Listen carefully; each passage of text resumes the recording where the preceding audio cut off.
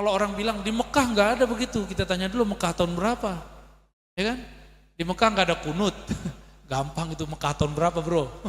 Ya, di Mekah nggak ada tahlilan, tunggu dulu tahlilannya tahun berapa tuh? Nggak ada tawasulan, kapan? Nggak ada maulidan, iya Mekah setelah dikuasai Wahabi.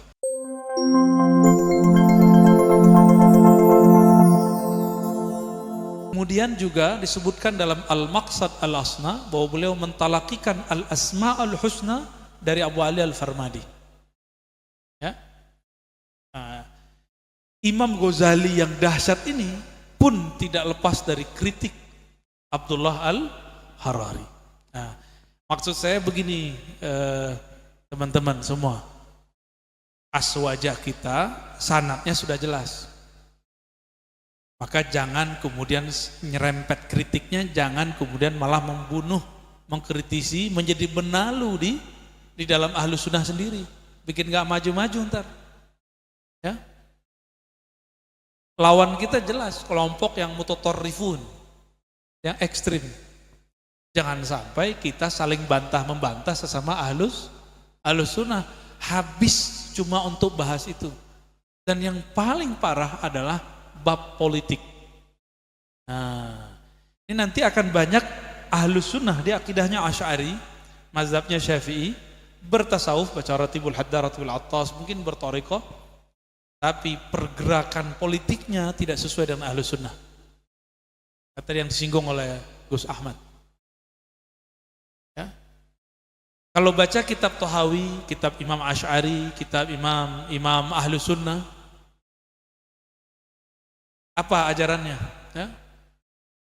Kita diperintahkan an-nad'uwa li umara'ina atau li wulati umurina wa in jaru.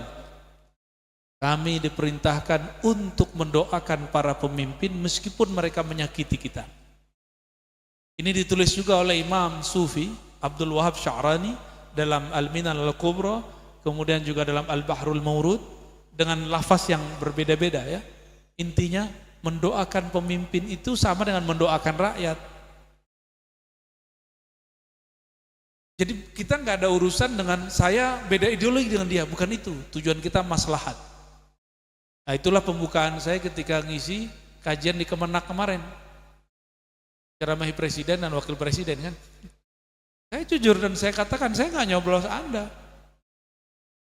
Tapi saya malu kepada orang yang saya coblos, kok dia bisa legowo, Salamatus Sodar, Ar-Razi, yang katanya ngajar kitab, tapi nggak bisa legowo. Jangan-jangan yang nggak benar kita. Nah, itu yang kemudian jadi catatan diri saya sendiri, ya. Tapi banyak yang nggak senang juga dengan kata-kata saya itu, ya. Dikira saya menjilat pemerintah, ya sorry. Saya datang ke sana karena perintah guru. Gak akan saya terima kalau nggak perintah guru. Ya. Baik, ini poin terpentingnya. Jadi orang-orang kita suka ngadopsi, suka impor. Nah, saya mau kasih tahu ke saya diri sendiri dan kita semua bahwa keislaman negeri ini sebenarnya juga berasal dari sana. Jadi kita sebenarnya nggak perlu ngadopsi. Setelah diimpor dari sana, lalu kemudian dipribumikan, menjadilah seperti aswaja yang kita lihat hari ini. Jadi sudah banyak yang dibenerin. Dulu Hadratus Syekh Hasyim Asy'ari, ya, Mbah Yai Wahab Hasbullah, termasuk Mbah Yai Mahrus, ya, ngambil ilmunya kan ke sana juga. Hadratus Syekh Hasyim Asy'ari itu punya sanad ke ulama-ulama Mekah sangat banyak sekali. Ya, saya juga mengkoleksi beberapa. Misalnya beliau ngambil daripada murid-murid Syekh Ahmad Zaini Dahlan dan murid Said Bakri Syata. Begitu juga ulama Nusantara yang ada di sana, Syekh Ahmad Khatib Minangkabawi. Itu nanti nyambung semua kepada jalur ulama Timur Tengah. Jadi kalau orang bilang di Mekah nggak ada begitu, kita tanya dulu Mekah tahun berapa, ya kan? Di Mekah nggak ada kunut, gampang itu Mekah tahun berapa bro?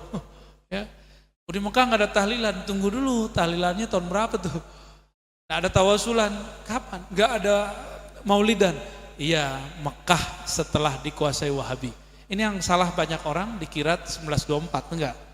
Wahabi resmi berkuasa 1933. Itu penyatuan Hijaz dengan Saud. Najd 1933. Beri bentar lagi 100 tahun ya. Biasanya sebelum 100 tahun akan ada perubahan. Siapa tahu pertuhan itu bersumber dari negeri kita. Amin ya Rabbal. Nih, aneh mau tanya sama antum nih. Di Mekah udah nggak ada maulid kan? Torikot nggak boleh diajar di sana. Ya, mazhab-mazhab yang diajar di sana cuma beberapa. Mazhab mereka aja. Kecuali di kelas-kelas kampus. Tapi di negeri ini masih ada nggak? Maulidan ada di sini, tarekatan ada di sini, mazhab-mazhab masih ada di sini. Ya, benar. Serius.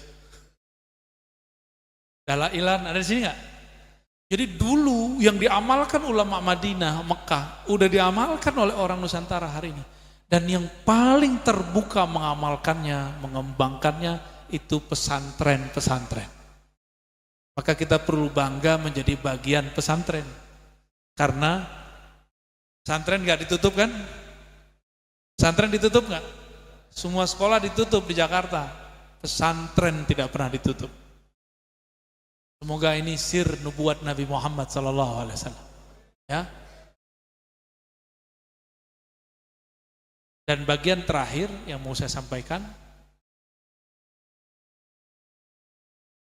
suatu kebenaran jika tidak dikemas dengan cara yang benar dan menarik, tidak akan dilirik.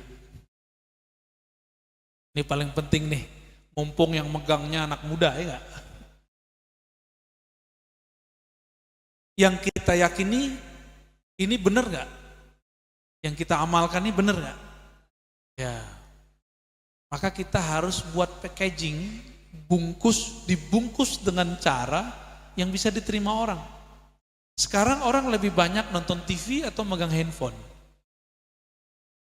Maka muka Gus Ahmad harus muncul di YouTube.